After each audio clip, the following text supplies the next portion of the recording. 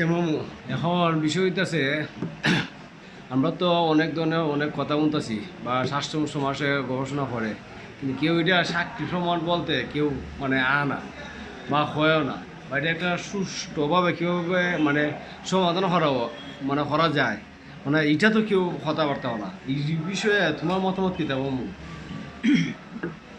বিসমিল্লাহির রহমানির রহিম।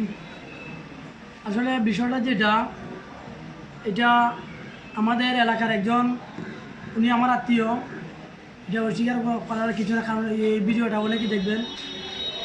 এখন গত 10-15 বছর ধরে আমাদের দুর্গাপুরে একটা গুরু বাজার বসে।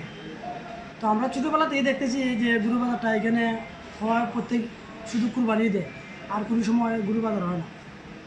তো এই হিসাবে আমাদের আলুপথে উচ্চ বিদ্যালয়ের একজন শিক্ষক, উনি দায়িত্ব, হ্যাঁ, মসজিদের যে গুরু বাজারটা শুধু মসজিদ মাদ্রাসার জন্য যে টাকাগুলো কালেকশন হয় সেই অনুদানের কাজে লাগে।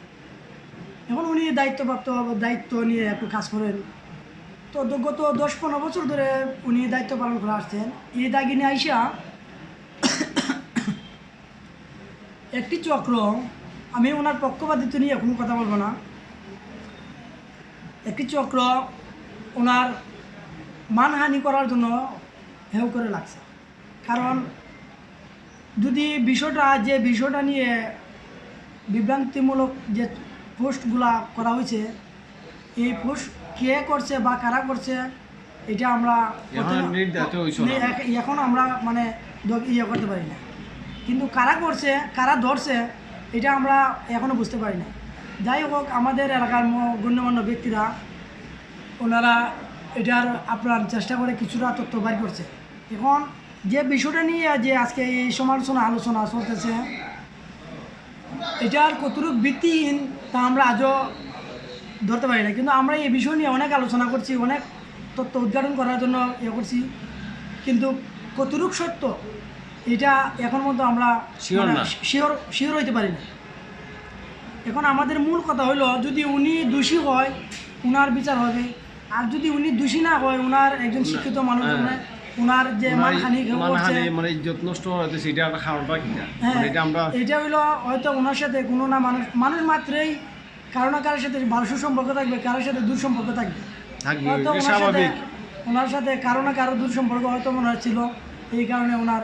কিন্তু যে বিষয়টা নিয়ে আপনারা যদি এতটুকু সত্যবাদী হন আর এতটুকু যদি ওনার বিরুদ্ধে যে এতটুকু প্রমাণ দিতে পারেন, তাহলে আসেন আমরা একটা বিচারের প্রক্রিয়ায় আমাদের পাড়াপড়শি যে মুরব্বিয়ান, আমরা বাইরে যাওয়া দরকার নেই, না বাইরে গেলে যেতাম, আমরা পাড়াপড়শি যে আমাদের এলাকার যে মুরব্বিয়ান আছে ওনাদেরকে নিয়ে আমরা যে একটা বিচার প্রক্রিয়া আসিয়া ওনার যে সমস্যা, যে দোষটা উনি যদি প্রমাণিত হয়, তাহলে আমরা ওনার শাস্তি যেভাবে এলাকার মানুষের ওনার ধার্য করবেন আমরা সেটা মেনে নেব।